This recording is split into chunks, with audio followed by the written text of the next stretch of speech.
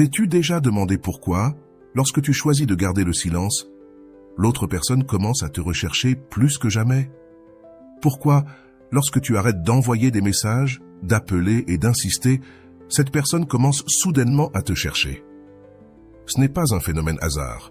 Il y a une explication psychologique, émotionnelle et même philosophique. Aujourd'hui, dans cette vidéo, je vais te révéler la raison pour laquelle ton silence lui fait mal. Nous ne parlons pas de jeux de manipulation ou de stratégie pour faire revenir quelqu'un. Nous parlons de pouvoir émotionnel, de dignité, d'amour propre. Aujourd'hui, tu apprendras pourquoi ton silence n'est pas vide, mais la manière la plus claire de montrer ta présence. Tu comprendras l'impact que le silence a dans l'esprit de l'autre personne. Et, plus important encore, tu comprendras l'impact qu'il a sur ta propre paix intérieure. Mais avant de commencer, je vous serais extrêmement reconnaissant si vous appuyez sur le pouce levé, car cela m'aide à faire connaître cette philosophie à plus de personnes. Si vous ne voulez manquer aucune vidéo, abonnez-vous et activez la cloche. Si tu restes jusqu'à la fin, je te promets que non seulement tu sauras pourquoi ton silence lui fait mal, mais tu apprendras aussi à utiliser ce silence pour récupérer ton pouvoir personnel, ta paix. Tu ne dépendras plus de la réponse de qui que ce soit. Après avoir vu ce contenu, tu comprendras comment ton silence devient ta plus grande déclaration d'amour-propre. De plus, tu ne seras pas seul dans ce processus. Nous te montrerons des enseignements de la philosophie stoïcienne, de la psychologie moderne, et bien sûr, les précieux conseils de Rolando, mentor en amour-propre et auteur de l'un des cours les plus puissants de transformation émotionnelle. Ce ne sera pas seulement une vidéo à écouter, mais une leçon qui pourrait changer ta vie. T'est-il déjà arrivé, après avoir cessé de chercher quelqu'un, que cette personne commence soudainement à t'écrire? Attention, car ce n'est pas une coïncidence. Ce que tu vas découvrir aujourd'hui te permettra de comprendre pourquoi cela se produit, et plus important encore, cela te permettra de décider si tu veux vraiment répondre ou garder ta paix. Le premier point que tu dois comprendre est le suivant. Le silence est plus fort que n'importe quel mot.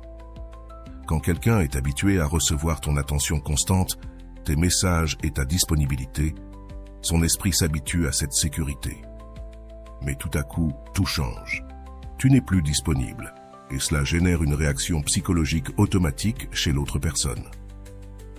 C'est là qu'entre en jeu l'effet Zeigarnik, un principe psychologique qui explique pourquoi les tâches inachevées restent dans l'esprit plus longtemps. Lorsque quelqu'un reçoit ton attention constante, son cerveau l'interprète comme une tâche accomplie. Mais quand tu arrêtes de chercher, d'écrire, d'insister, tu crées une interruption dans cette tâche accomplie. Et comme l'esprit humain ne supporte pas le vide, l'autre personne commence à penser à toi plus que tu ne l'imagines. Imagine que tu regardes une série télévisée et que soudainement, l'épisode se coupe avant de montrer la fin. Que fait ton esprit? Tu commences à penser à la manière dont cela aurait pu finir. Ton esprit ne peut pas s'en détacher. C'est exactement ce qui se passe avec les personnes. Quand elles ressentent ton absence, elles deviennent spectatrices d'un épisode incomplet. Voici une question importante. T'est-il déjà arrivé, après avoir cessé de parler à quelqu'un, que cette personne commence soudainement à te chercher? Ça t'est arrivé? Si ta réponse est oui, maintenant tu sais pourquoi cela se produit. Ce n'est pas de la magie, ce n'est pas une coïncidence, c'est de la psychologie pure. Ton absence crée un vide que l'autre personne ne sait pas comment combler. Les stoïciens, comme Épictète, Sénèque et Marc Aurèle, ont parlé du pouvoir du contrôle interne, et l'un de leurs principes clés est celui-ci. Tu ne peux pas contrôler ce que fait l'autre personne, mais tu peux contrôler ta réaction. Épictète disait « Ne te laisse pas perturber par les choses extérieures, mais par ton jugement sur elles, et cela est sous ton contrôle. » Quand quelqu'un s'éloigne ou t'ignore, ta première réaction est de chercher des explications. Tu veux comprendre pourquoi cette personne s'est éloignée et tu sens que si tu insistes suffisamment, tu obtiendras une réponse. Mais voici la clé.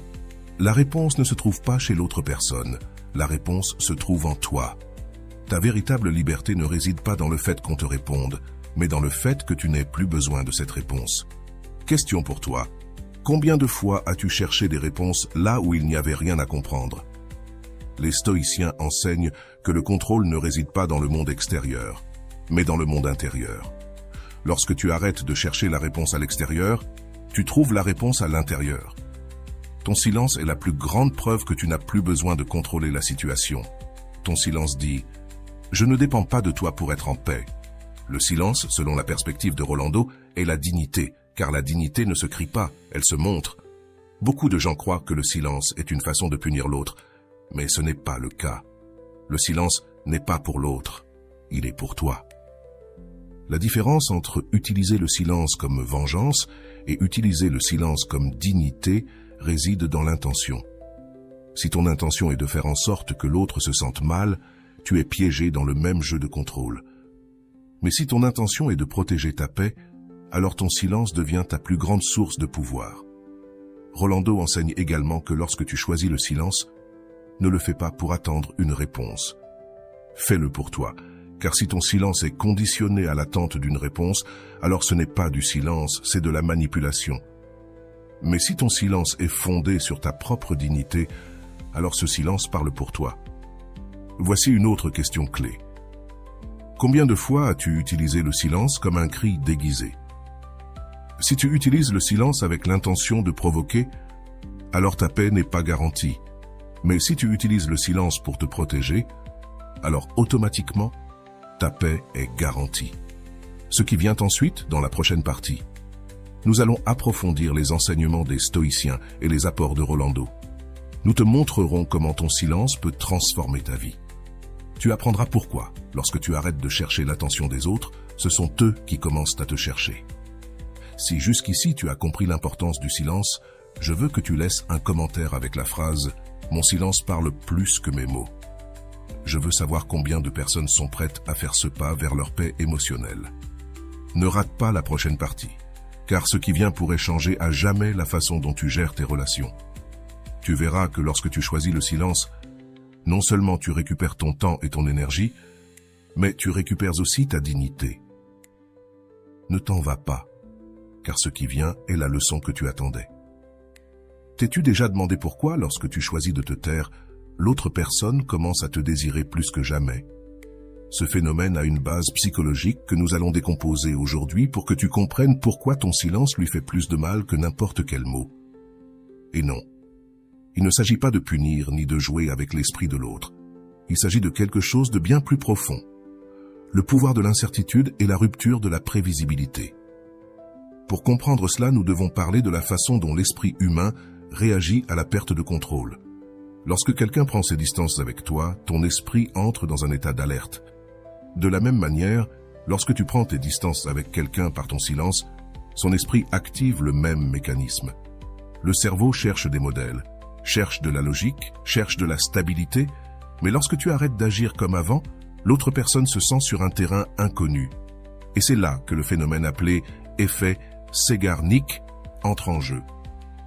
Ce phénomène, découvert par la psychologue Bluma Sneck, explique pourquoi les tâches inachevées restent dans notre esprit beaucoup plus longtemps que les tâches terminées. Le cerveau ne supporte pas les fins inachevées. T'est-il déjà arrivé de regarder une série télévisée et de ne pas pouvoir cesser de penser à ce qui va se passer lorsque le chapitre se termine sur un moment de suspense? Cela se passe de la même manière dans l'esprit de la personne lorsque ton silence interrompt le schéma qu'elle avait de toi. Lorsque tu es toujours disponible, toujours rapide à répondre, toujours là pour demander si ça va, l'autre personne s'habitue à ce schéma. Elle sait ce qu'attendre de toi. Mais le jour où tu choisis de changer ce comportement, le jour où tu choisis de rester en silence, tu brises le schéma. Et c'est ici que quelque chose d'intéressant se produit. L'autre personne commence à se demander ce qui se passe. Elle ne le fera pas immédiatement car au début, elle peut penser que tu es simplement occupé. Mais au fil des heures ou des jours, l'esprit commence à activer une alarme interne. Quelque chose ne va pas. Pourquoi son silence lui fait-il mal? Parce que son esprit ne supporte pas l'incertitude. Et voici le point clé. L'incertitude fait plus mal que la certitude. Lorsque quelqu'un sait que tu ne seras plus là, l'esprit l'assimile, l'accepte et s'adapte. Mais lorsque quelqu'un ne sait pas si tu reviendras, si tu es parti ou si tu n'es plus intéressé, l'esprit reste piégé dans un cycle de pensée répétitive. Ce phénomène n'est pas exclusif aux relations amoureuses. Il se produit dans tous les liens humains. Lorsqu'une personne proche change de comportement, l'esprit de l'autre se met en alerte, cherchant à comprendre la nouvelle situation. C'est pour cela que le silence fait mal. Ce n'est pas l'absence de mots, c'est la présence du mystère. Le silence, selon la philosophie stoïcienne, les stoïciens, en particulier Épictète et Marc Aurèle, ont parlé de l'importance de contrôler ce qui est sous ton pouvoir. Et l'une des choses qui a toujours été sous ton contrôle, c'est ta réaction.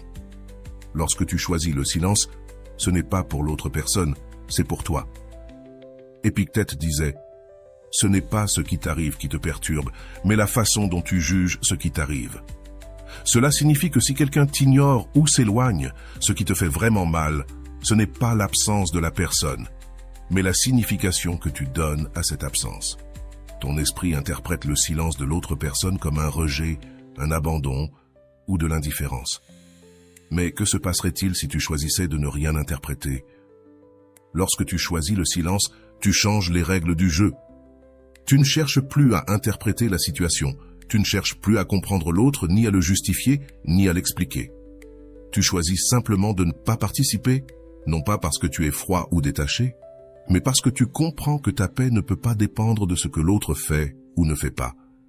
Sénèque, un autre grand stoïcien, écrivait « Si quelqu'un te fait du mal, ce n'est pas parce qu'on t'a fait du mal, mais parce que tu as permis que cela t'affecte. » Lorsque quelqu'un s'éloigne de toi et que tu choisis de le poursuivre, tu dis « Ma paix dépend de ton retour. » Mais lorsque quelqu'un s'éloigne et que tu choisis le silence, tu dis « Ma paix n'est pas négociable. » Et voici la grande question.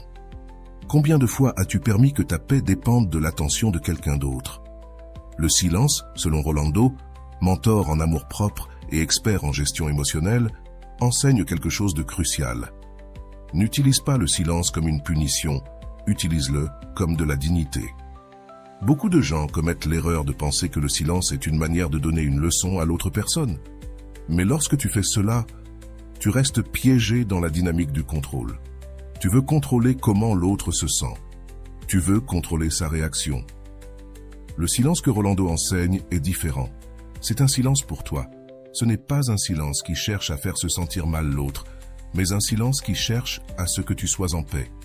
Et pour parvenir à cela, il faut arrêter de courir après des réponses, d'arrêter de chercher des explications, d'arrêter de courir après ceux qui ne s'arrêtent pas pour toi. Rolando dit « Il n'y a rien de plus fort que quelqu'un qui choisit de ne pas réagir. Parce que la véritable force n'est pas dans la réponse, elle est dans la paix intérieure. » La différence entre silence et punition, le silence n'a rien à voir avec la vengeance, il s'agit de dignité. La différence entre les deux réside dans l'intention. Si tu choisis le silence en espérant que l'autre souffre, alors tu restes piégé dans la même dynamique. Mais si tu choisis le silence pour protéger ta paix, alors le véritable pouvoir est entre tes mains. Et voici une autre réflexion.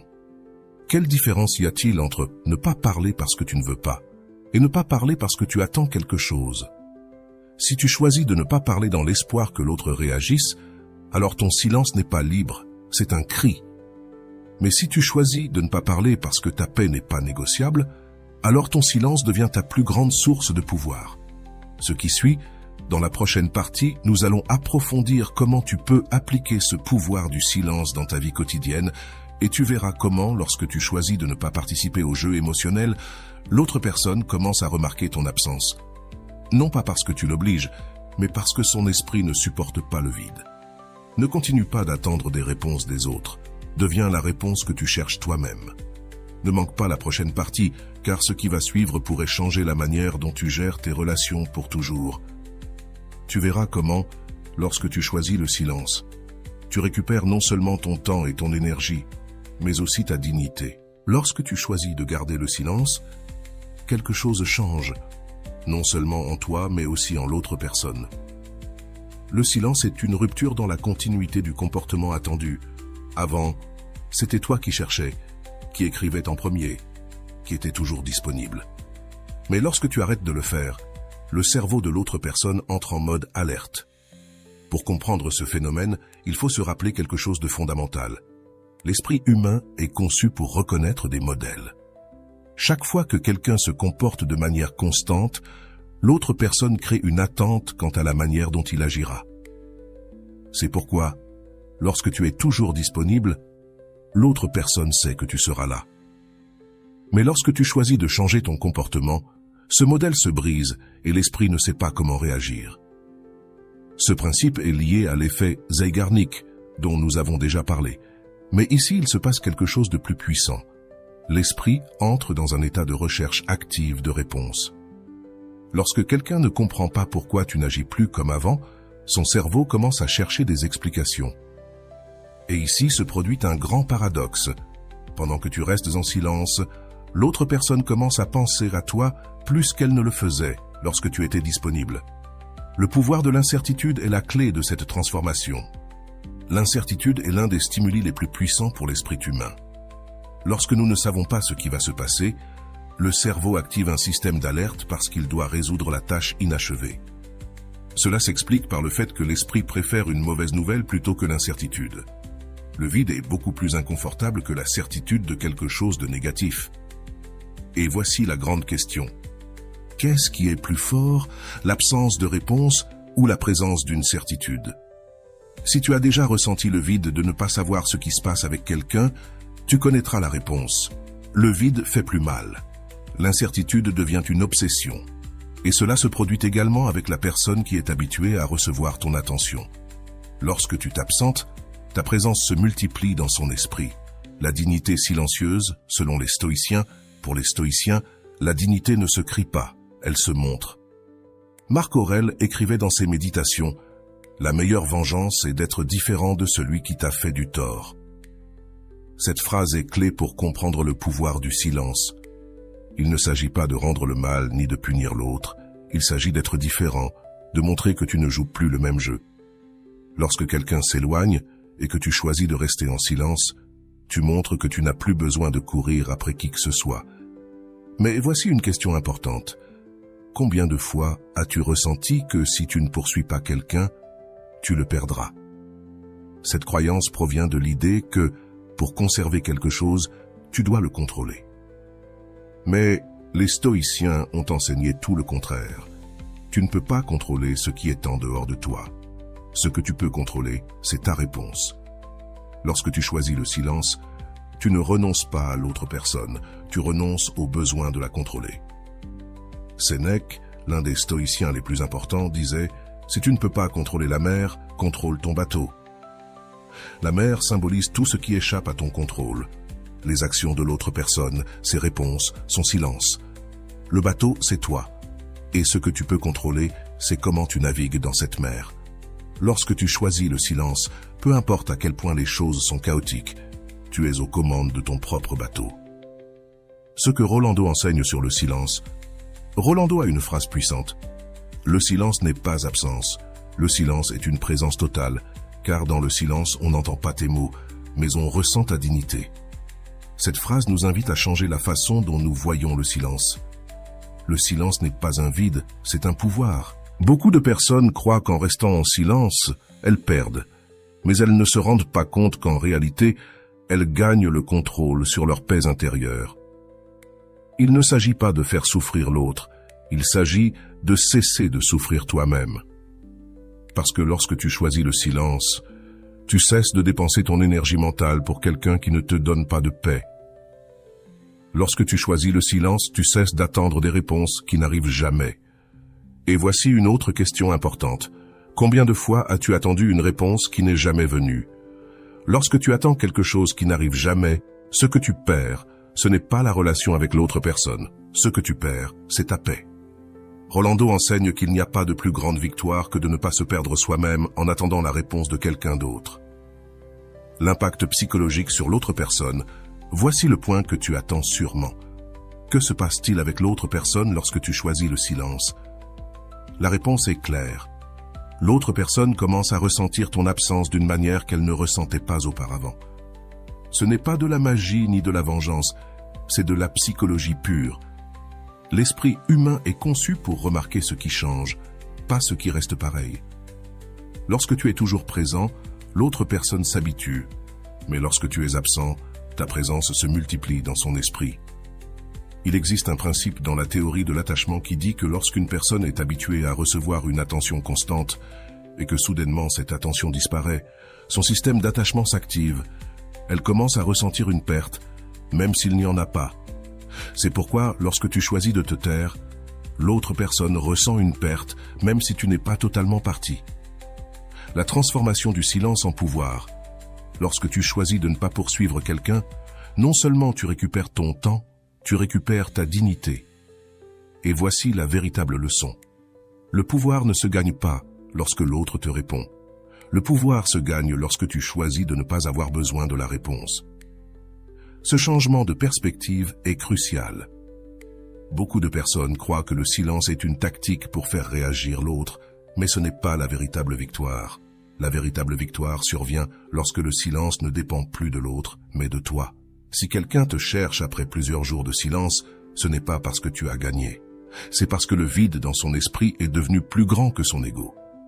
Mais la question importante ici est, veux-tu vraiment combler ce vide ou préfères-tu continuer avec ta paix?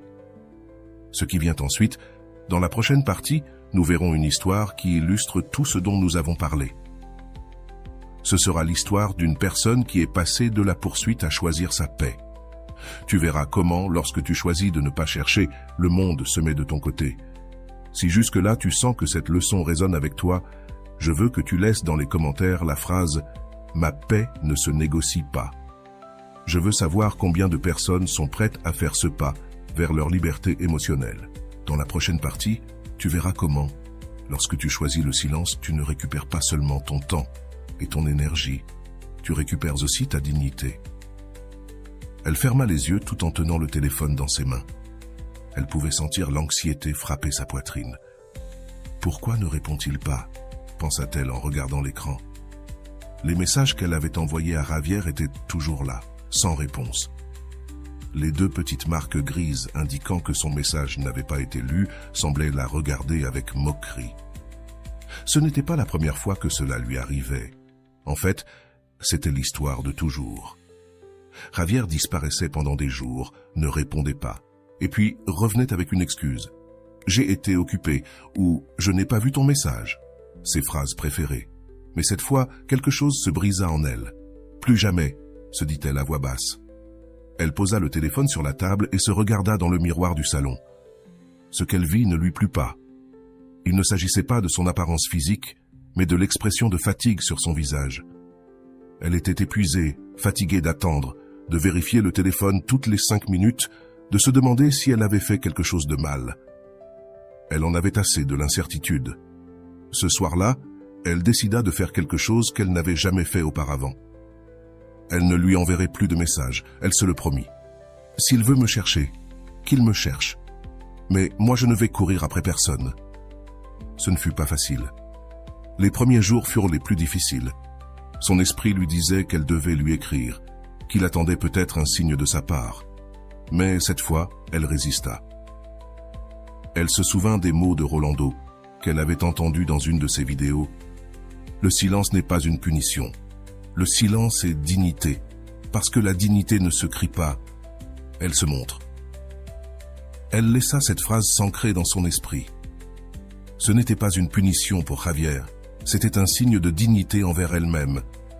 Il ne s'agissait pas de gagner contre Javier, mais de reprendre le contrôle de sa propre paix. Les jours passèrent et, à sa surprise, le monde ne s'effondra pas. Son anxiété, qui au début était insupportable, commença à diminuer. Elle ne vérifiait plus son téléphone aussi fréquemment. Elle ne ressentait plus ce besoin constant de voir si Javier avait répondu. Pour la première fois, elle commença à se sentir libre. Le silence ne fut pas facile, mais chaque jour qui passait, elle se sentait plus forte. Elle commença à remarquer des choses qu'elle ne voyait pas avant. Elle se rendit compte que, lorsqu'elle ne poursuivait pas Javier, son esprit avait de l'espace pour d'autres choses. Elle se remit à peindre, une activité qu'elle n'avait pas pratiquée depuis des mois. Elle reprit ses lectures, s'inscrivit à un cours de yoga et pour la première fois, son monde ne tournait plus autour d'une notification WhatsApp. Mais comme cela arrive souvent dans ce genre d'histoire, Javier remarqua son absence. Un après-midi, alors qu'elle sortait de son cours de yoga, Sofia sentit la vibration de son téléphone. Elle regarda l'écran et vit le nom de Javier. « Sérieusement, pensa-t-elle. Après 6 jours sans rien dire, maintenant il veut savoir ce que je fais. » Elle n'ouvrit pas immédiatement le message. Avant, elle aurait couru pour répondre, aurait ressenti l'impulsion de saisir l'occasion pour recommencer à lui parler. Mais cette fois, ce fut différent. Cette fois, elle se rendit compte de quelque chose d'important. Elle n'avait plus besoin de cette conversation. Au lieu de répondre, elle rentra chez elle, se prépara un dîner léger, se mit un masque facial et s'assit pour regarder sa série préférée. Le téléphone était toujours là, avec la notification de Javier.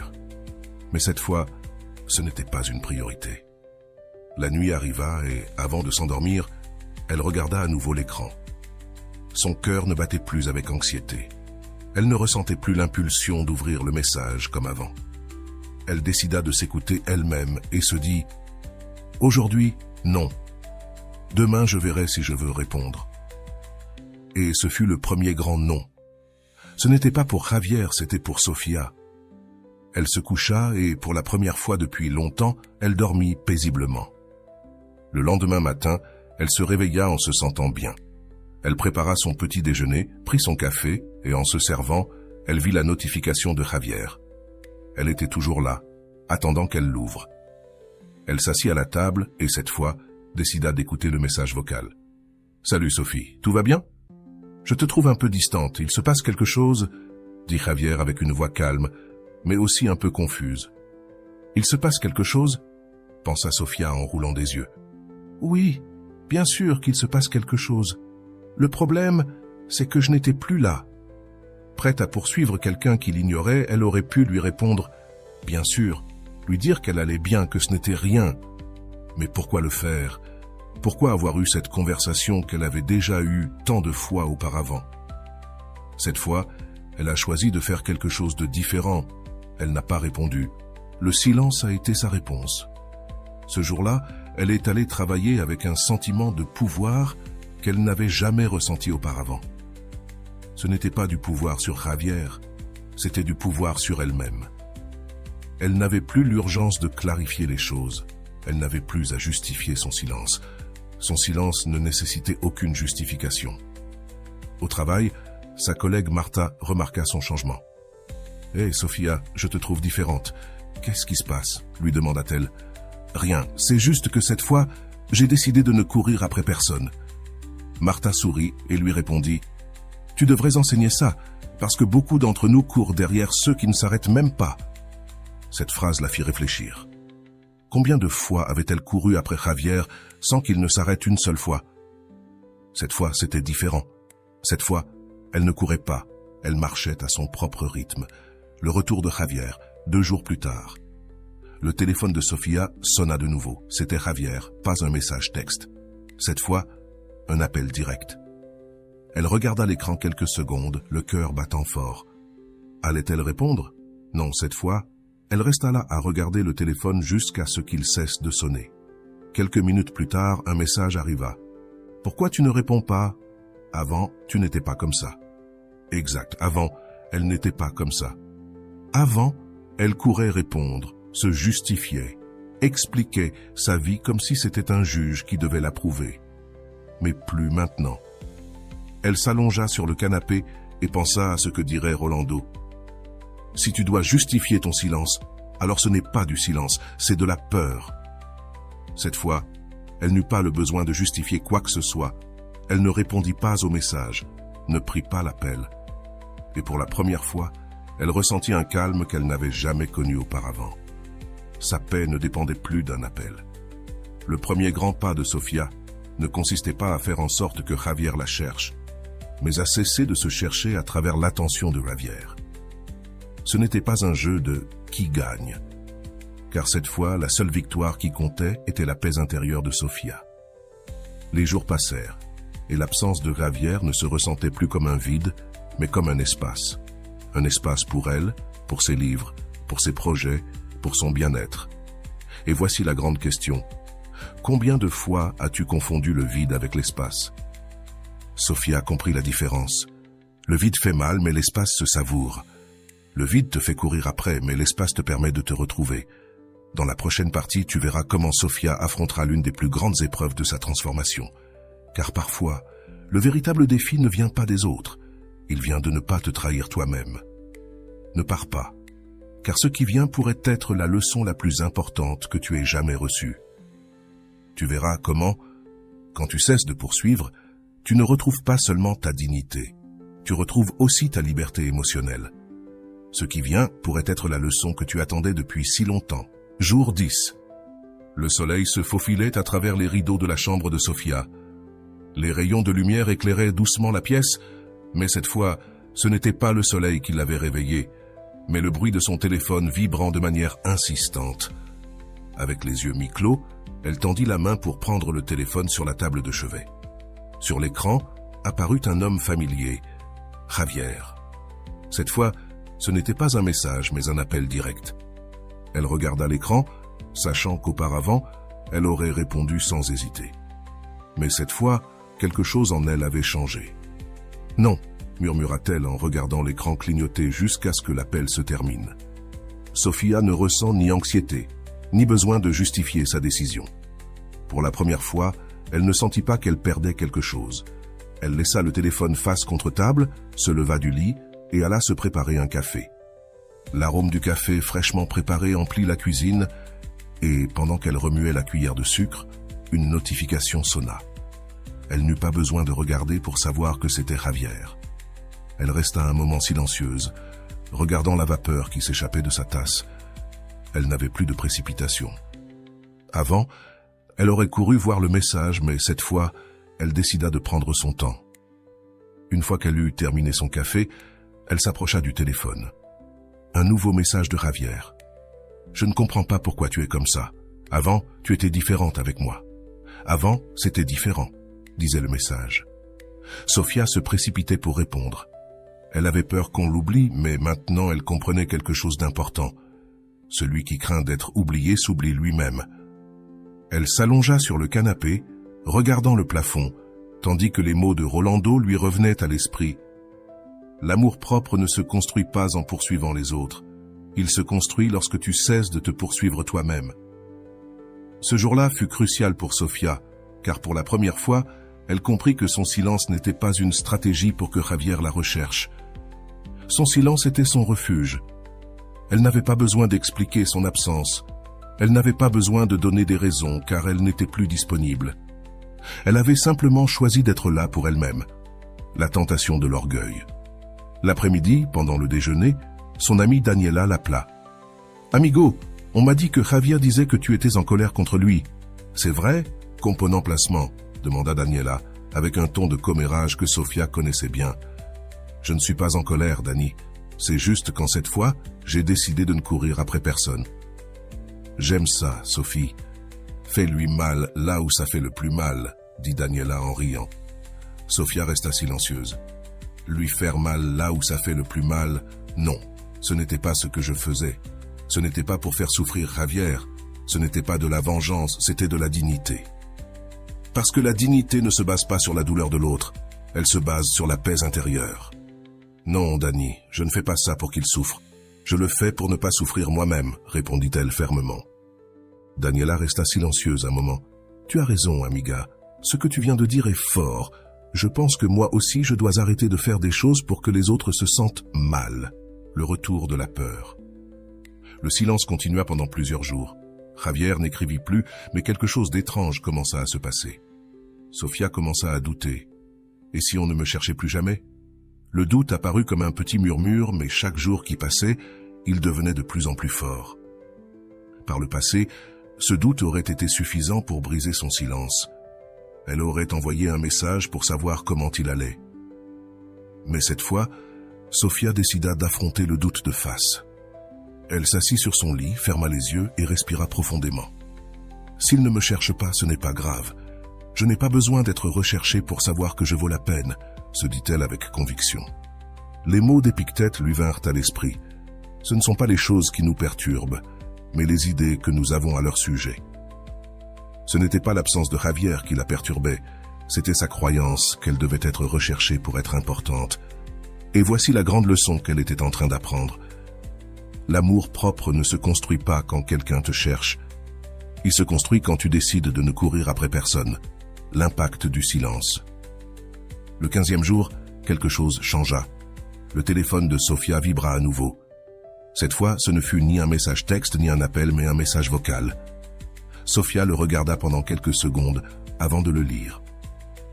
La voix de Javier semblait différente, moins sûre d'elle que d'habitude. « Sophie, j'ai beaucoup réfléchi et je crois que tu as raison. Je n'ai pas été juste avec toi. Je me suis rendu compte que je t'ai ignoré et je ne veux pas que tu penses que tu n'as pas d'importance. » Sofia pensa « C'est vrai », tout en esquissant un petit sourire. Mais cette fois, elle ne ressentit pas l'impulsion de répondre immédiatement. Elle n'était plus la même Sofia. Elle prit son temps, laissa passer la journée et ne répondit pas. Le lendemain, elle écouta à nouveau le message vocal. Sa réaction était différente. Elle ne ressentit plus le besoin de justifier son silence, ni de saisir l'opportunité de capter l'attention de Javier, car elle n'en avait plus besoin. Le pouvoir de la décision. Lorsqu'une personne cesse de poursuivre une autre, quelque chose d'incroyable se passe. Celui qui se sentait poursuivi se sent maintenant perdu, et c'est exactement ce qui est arrivé à Javier avant. Sofia était toujours disponible. Maintenant, Sofia était devenue la tâche inachevée dans son esprit. Javier ne comprenait pas pourquoi elle avait changé, il ne savait pas. Mais la raison était claire. Elle n'agissait pas pour lui, elle agissait pour elle. Le 20, Sofia reçoit un autre appel de Javier. Cette fois, elle ne regarda même pas l'écran. Elle laissa sonner jusqu'à ce que l'appel se termine. Il n'y avait plus d'anxiété, plus de doute. Il y avait de la paix. Le même jour, elle décida de sortir dîner avec son amie Daniela. Pendant le dîner, Daniela la regarda et lui dit « Sophie, je te jure que je te vois différente. Je ne sais pas ce que tu as fait, mais tu as une autre énergie. » « Je n'ai rien fait, Dani. Je me suis juste arrêté de poursuivre celui qui ne veut pas rester. C'est ça, la différence. Le pouvoir du silence se transforme en paix. » Les derniers jours avaient été les plus tranquilles pour Sofia depuis longtemps. Il n'y avait plus besoin de chercher, plus besoin d'attendre sa paix. Elle ne dépendait plus d'un message. Une nuit, alors qu'elle se couchait pour dormir, elle entendit à nouveau les mots de Rolando.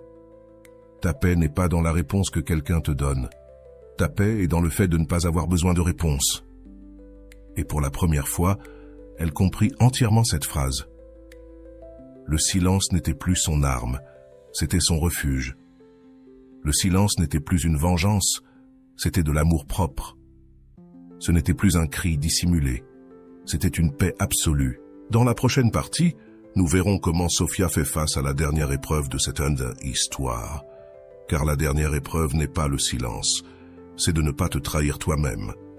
Tu verras que lorsque tu choisis ta paix, tu ne récupères pas seulement ton temps et ta dignité, mais tu récupères aussi ta liberté émotionnelle.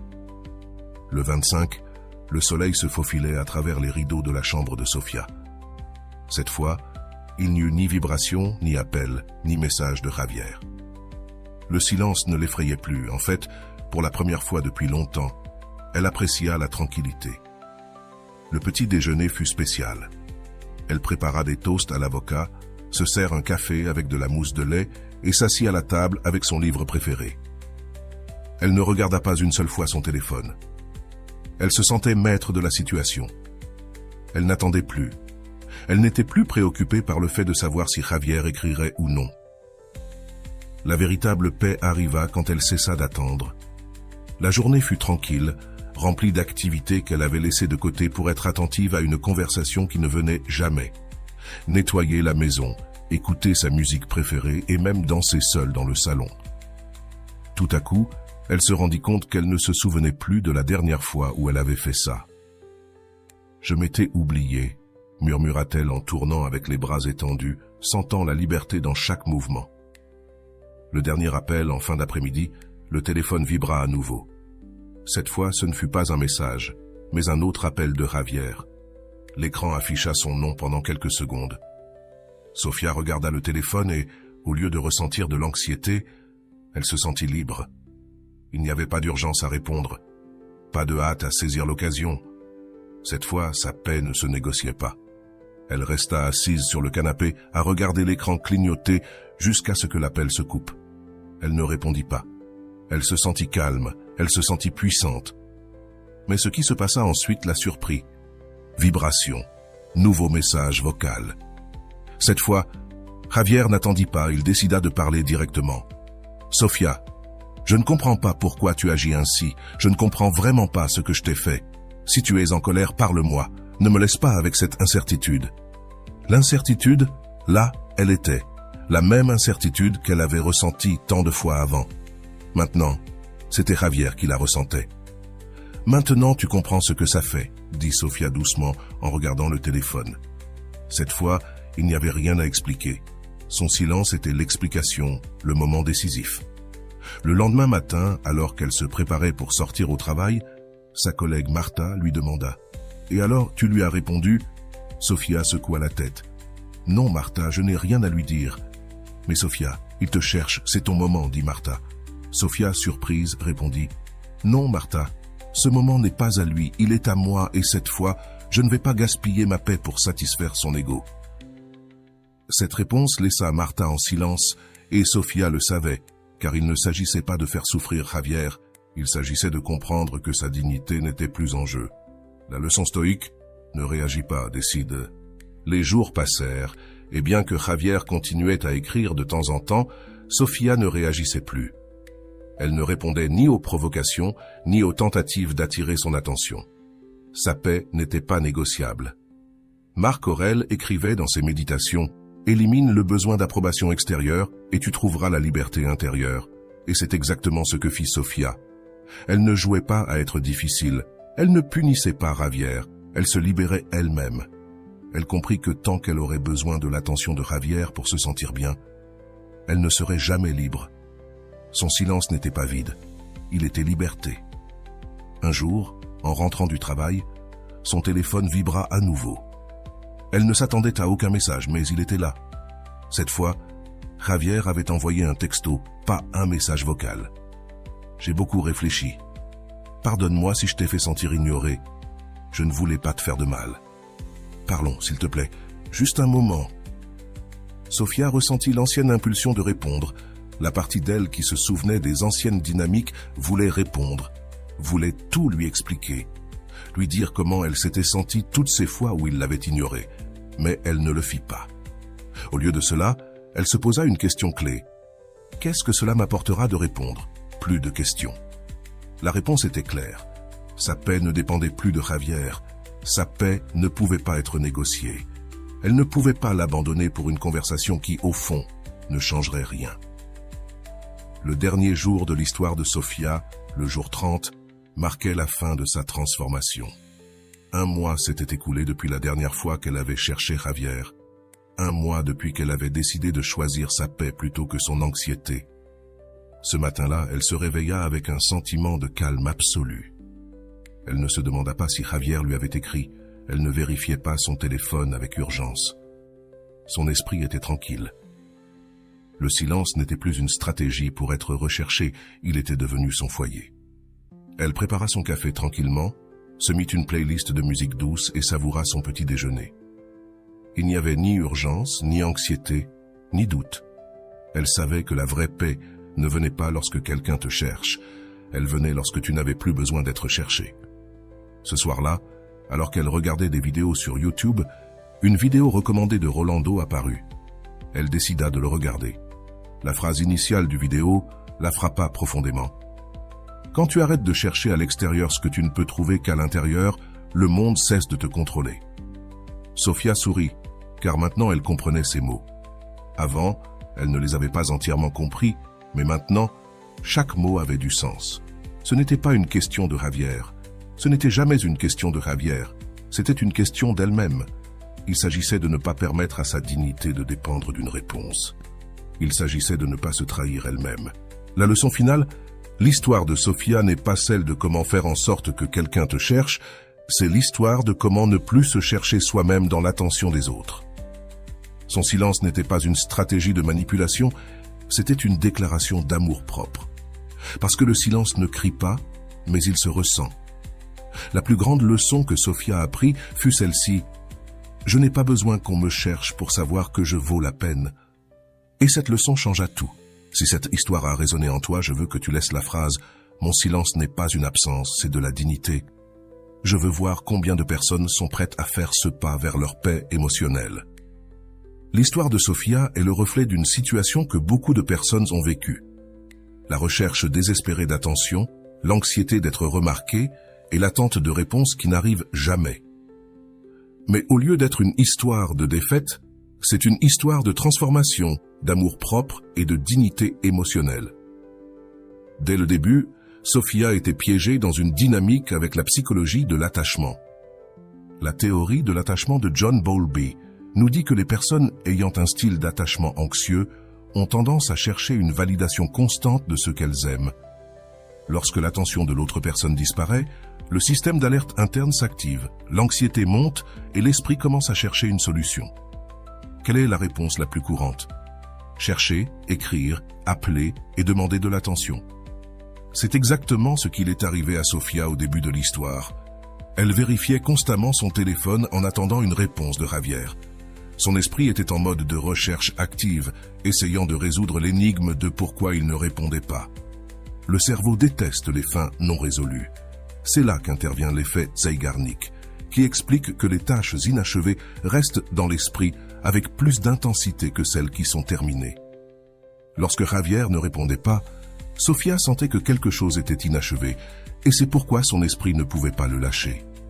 Le besoin de clôture la maintenait piégée, et ce même besoin est ce qui fait que beaucoup de personnes deviennent des poursuivantes émotionnelles, cherchant des réponses qui n'existent pas. L'effet de l'absence.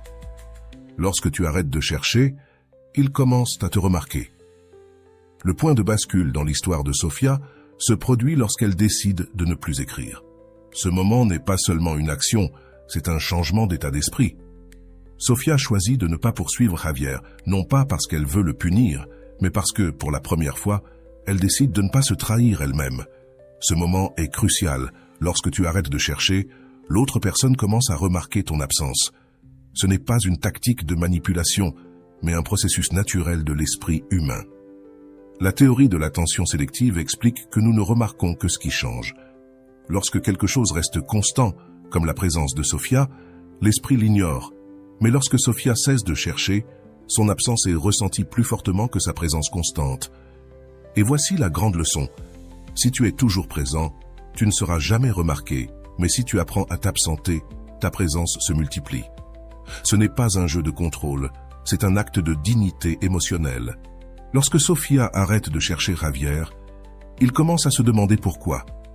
Son esprit, habitué au schéma de recevoir des messages de sa part, se retrouve maintenant confronté à un vide. Et comme cela a été expliqué précédemment, l'esprit humain déteste les vides. Le silence, selon les stoïciens, est là où réside la véritable force. Les stoïciens ont enseigné une leçon fondamentale. Tu ne peux pas contrôler les autres. Tu ne peux contrôler que tes propres réponses. Sofia a appris cette leçon de manière pratique. Lorsque Javier a cessé de répondre, elle aurait pu essayer de le contrôler, mais elle a choisi de se contrôler elle-même. Épictète a enseigné quelque chose de puissant. Si quelqu'un te dérange, souviens-toi que ce n'est pas cette personne qui te dérange, mais l'opinion que tu as de ce qu'elle a fait. C'est exactement ce que Sofia a fait. Elle a compris que ce n'était pas Javier qui la perturbait, mais son propre esprit qui lui faisait croire qu'elle avait besoin de Javier pour se sentir importante. Lorsqu'elle a changé cette perspective, sa paix est revenue. Sénèque, pour sa part, disait « Si tu contrôles ton esprit, tu contrôles ton monde. » Et c'est ce que Sofia a fait. Sa paix ne dépendait plus d'un message ou d'une réponse de Javier. Sa paix dépendait de sa capacité à ne pas avoir besoin de cette réponse. La différence entre Sofia avant et après cette transformation est claire. Avant, sa paix dépendait des autres. Maintenant, sa paix l'accompagne partout où elle va. Rolando enseigne quelque chose d'essentiel à propos du silence. Le silence n'est pas une stratégie pour faire en sorte qu'on te manque. Le silence est une façon de récupérer ton pouvoir. Cet enseignement est clé. Beaucoup de gens pensent que le silence est une punition ou une stratégie de manipulation, mais ce n'est pas vrai. Le silence de Sofia n'était pas un cri déguisé, c'était une déclaration d'indépendance émotionnelle. Elle ne cherchait plus l'attention de Javier, elle cherchait sa propre paix.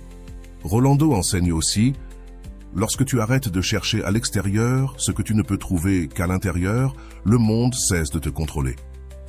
C'est exactement ce qui est arrivé à Sofia. Elle a cessé de chercher la validation externe et, À la place, elle a trouvé la validation interne. Sa paix n'était plus en jeu. Il ne s'agissait plus de savoir si Javier lui écrivait ou non. Il s'agissait de savoir si elle se lisait elle-même. L'histoire de Sofia n'est pas une histoire de gagner ou de perdre. Ce n'est pas une histoire de faire en sorte qu'on te cherche. C'est une histoire d'amour propre.